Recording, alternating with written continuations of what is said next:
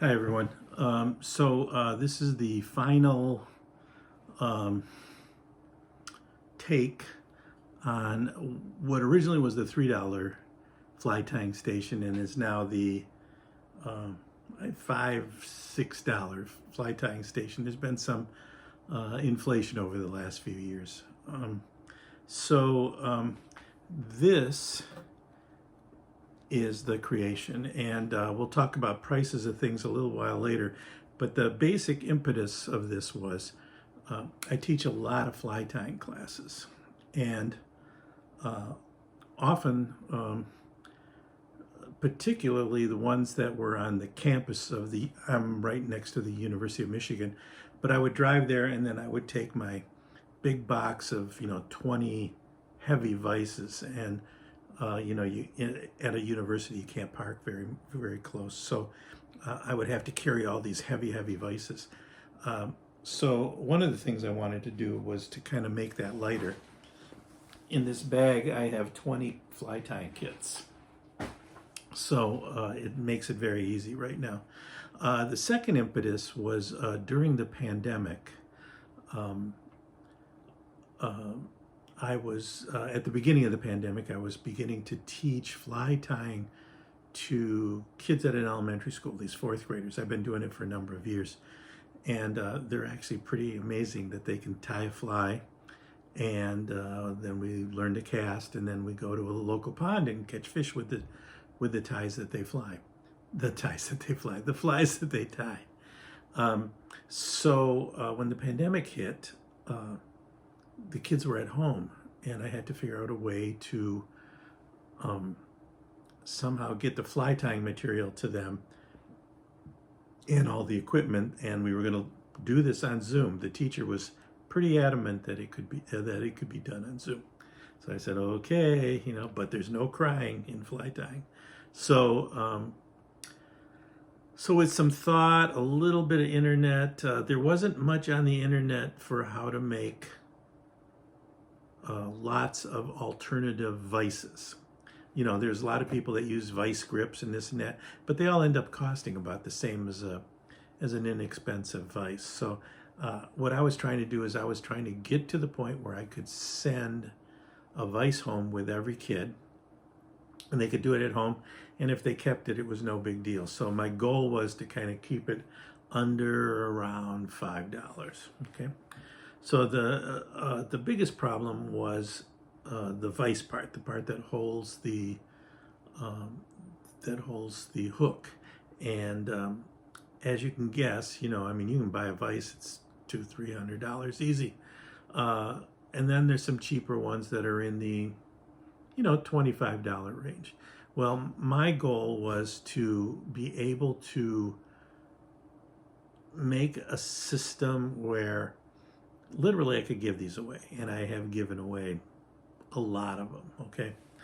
And I'll talk about that later on too, of a couple cool ways, if you're planning on teaching a class, a couple cool ways of being able to give kids or adults their own flies. I have a couple different techniques.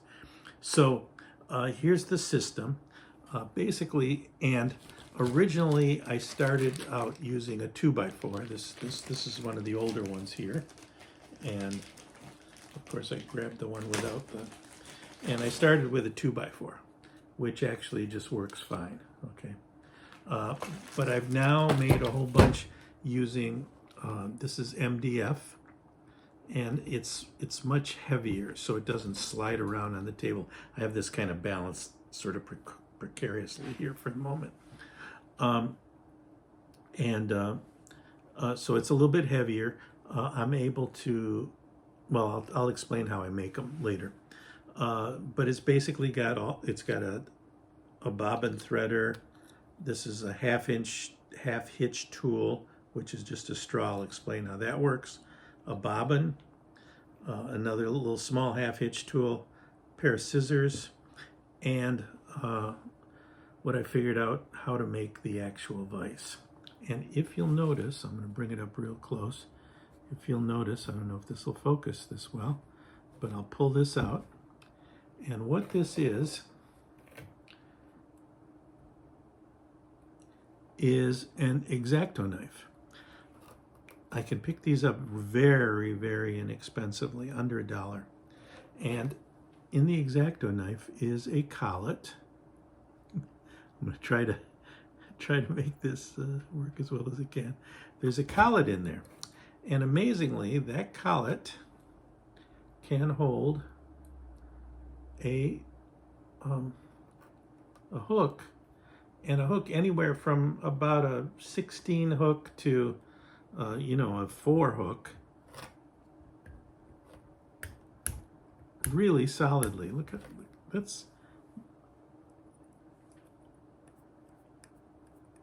that's solid, okay? And it just slides into the little space here. There's been design changes over time, and I've learned to put the hole here so it hangs down, so a kid can literally put it on the edge of a table and work that way. But let's just tie a very quick fly that I do with the kids doing this, and this is a simple ant, and so I'll have them just sort of line up their little. This is too big of a blank. So we'll take our fly tying thread. We'll tie it on here. Okay. And trim the excess off. We'll put on a little rubber body real quick. I don't want to spend a lot of time on this, but the idea is I want to show you that how nicely this thing works. I'm going to take off a couple legs here. There we go. 2 little yellow legs. Put those on the fly. Wrap that around.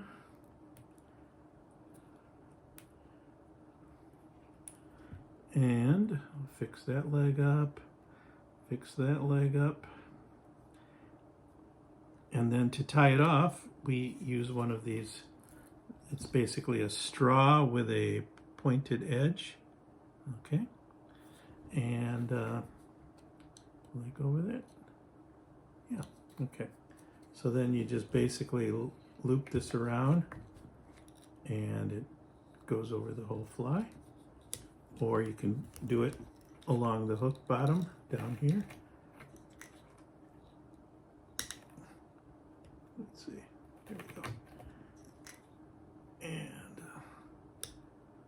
there we go. And do this 4 or 5 times.